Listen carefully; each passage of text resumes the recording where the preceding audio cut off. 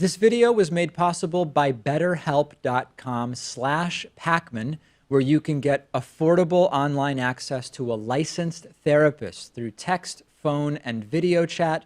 Just click the link under this video. There was this simultaneously hilarious but totally cringeworthy and very, very embarrassing moment at the United Nations General Assembly on Tuesday, where Donald Trump completely laughably claimed that he's done more in his first 2 years as president than any administration had done in the history of the United States.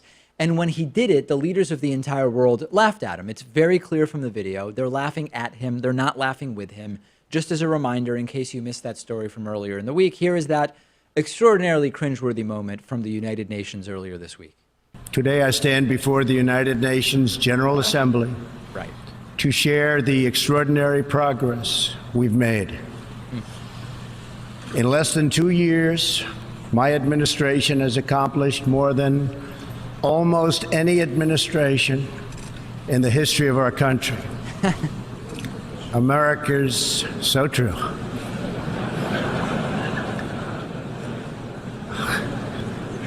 Didn't expect that reaction, but that's okay. So on Wednesday, when we covered this initially, we speculated how would Trump defend this, and I suggested that he might say that they were laughing with him in some form of solidarity, or that he had told a joke. The fact that he would tell a joke is, of course, completely unbelievable. The guy seems to have no sense of humor whatsoever. I don't know that I've ever seen Donald Trump tell or understand a joke told by someone else.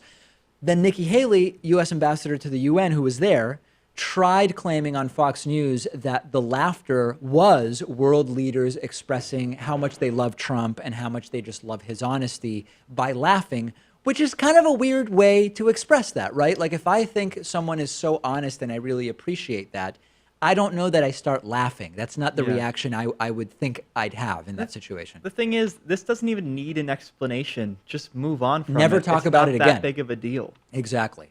But now, well, I think it is a big deal. I don't think the reaction should be a big deal, because you're only calling attention to it and something that should be negative. The whole world laughing at you, I think, is a problem for the U.S.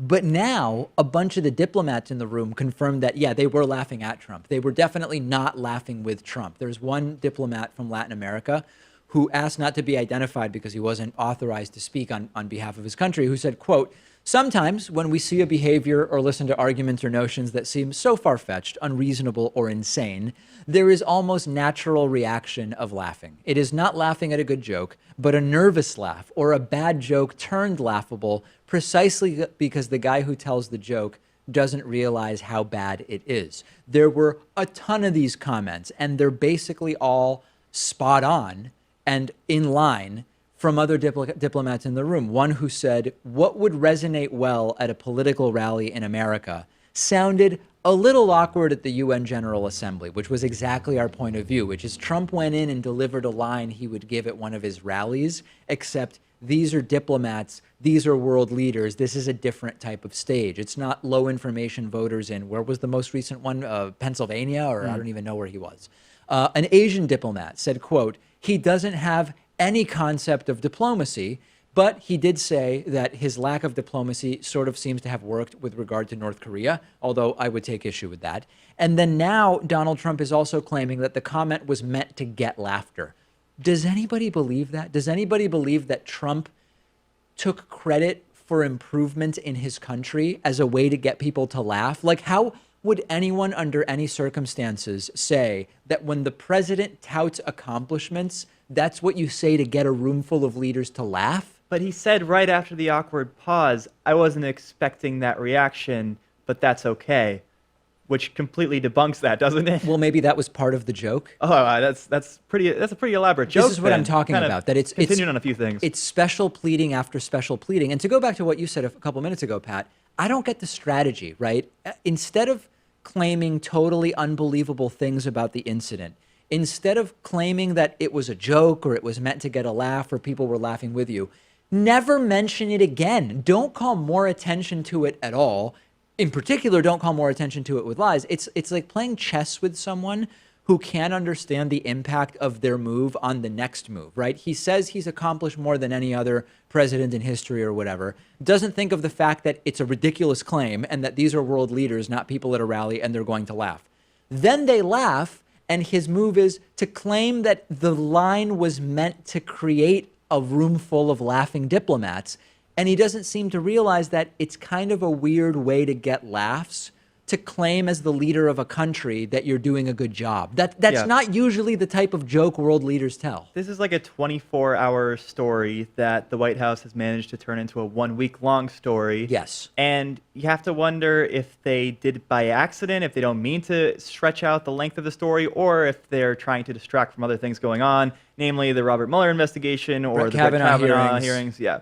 I agree. So let's talk about the distraction thing a little bit. I think that's interesting.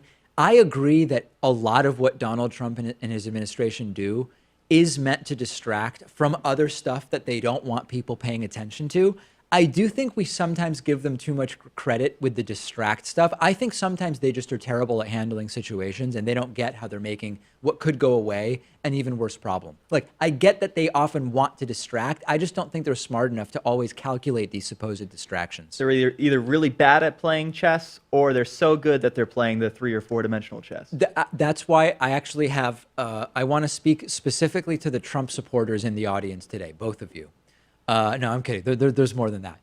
I want you to do the adult thing, if you're an adult, which is acknowledge that this is as close as we can possibly get to the world literally laughing at the president of the United States, and they're laughing at Trump, not at Obama, as Trump and his defenders like to claim was happening. Everybody's laughing. The world's laughing. It's a laughingstock.